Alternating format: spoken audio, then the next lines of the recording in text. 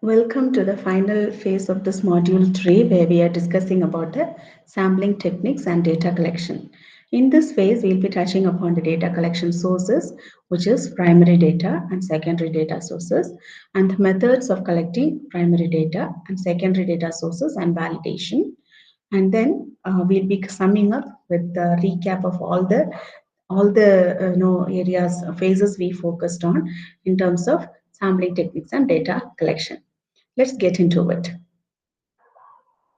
In the last session, I think if you could recollect, we closed with the sample size.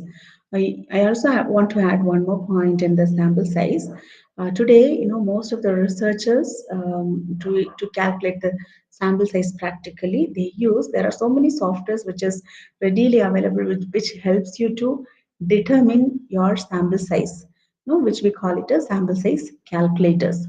So, and one more point to add here is remember each of these methods where you are going to choose the sample, probability sample methods. There are some strengths and weaknesses. So the choice of this method is completely depends on the research objectives and the constraints that you have. Okay. So moving to the next phase is the data collection methods and validation. Here, let's start with how do we collect the data and validate the data to guarantee reliability. How do we do that? Let's start with basically data collection is, there are two methods. One is primary data collection and then next is secondary. So what is this primary data collection? Means gathering new data first hand.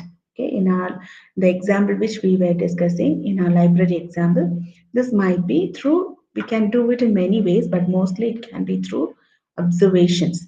So when we talk about observations, there can be structured observations and unstructured observations. Okay, what is the structured observation? This involves clear parameters like counting the number of visitors every hour during the library open hours, where you have a set standard which you would follow in order to carry through structured observations.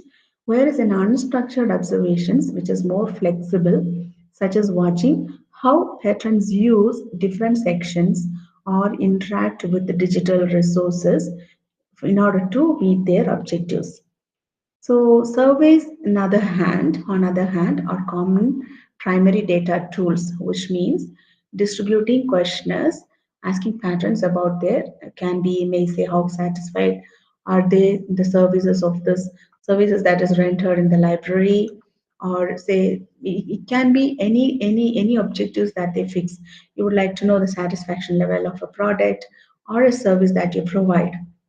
In all these cases, survey is like it can be done through preparing a set of questions and distributing to the respondents. Okay.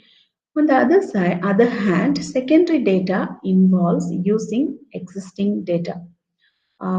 Probably it can be through the past research outputs, maybe the published data by many other authors or researchers who has involved in the similar projects which is connected to your study, or maybe the reports which has been published by the government or the organizations, say like annual report or any other relevant report which can provide you with enough data or enough information.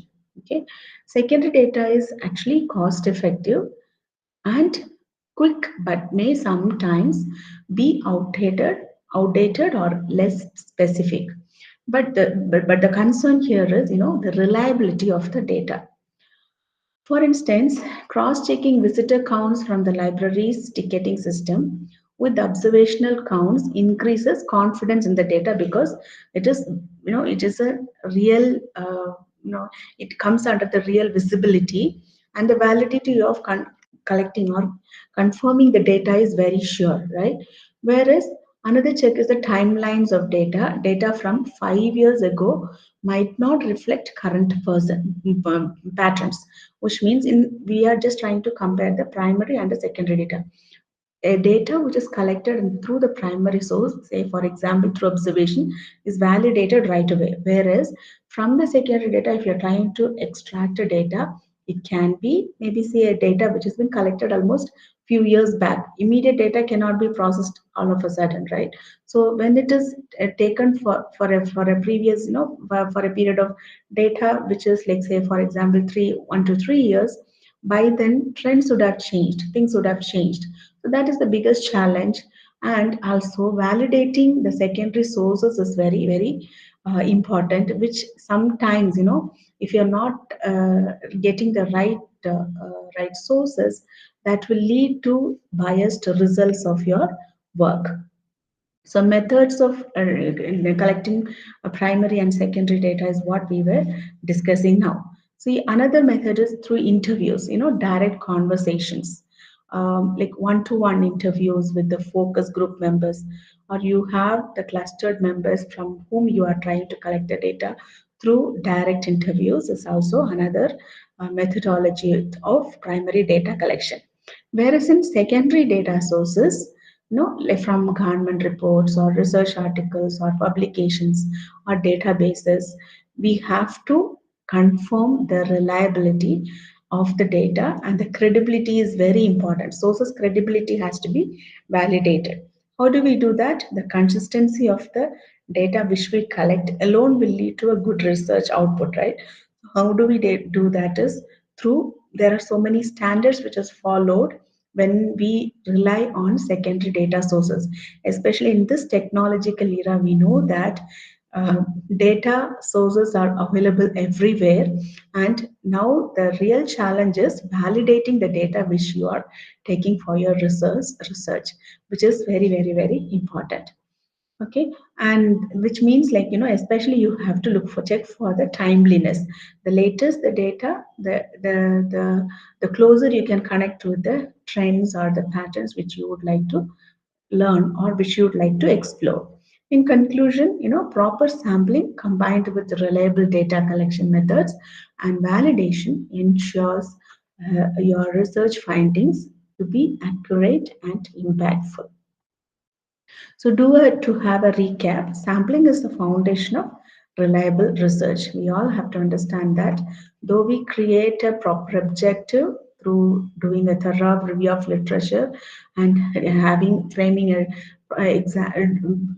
fantastic research design, if this phase is not carried out properly, the entire efforts will turn to be a waste, which means you have to accurately confirm what kind of samplings you are going to use for to collect the data, whether it is going to be a probability or non-probability. In non-probability sampling methods, how are you going to do it? Okay, and then what is the sources of collecting the data, whether it's going to be primary and secondary source. Most of the researchers have a mixed methods, which means they collect the quantitative data from the through the primary sources and qualitative data through secondary sources, which is a very good method. And once you choose qualitative methodologies in order to collect the data, that data has to be validated to ensure accuracy and reliability.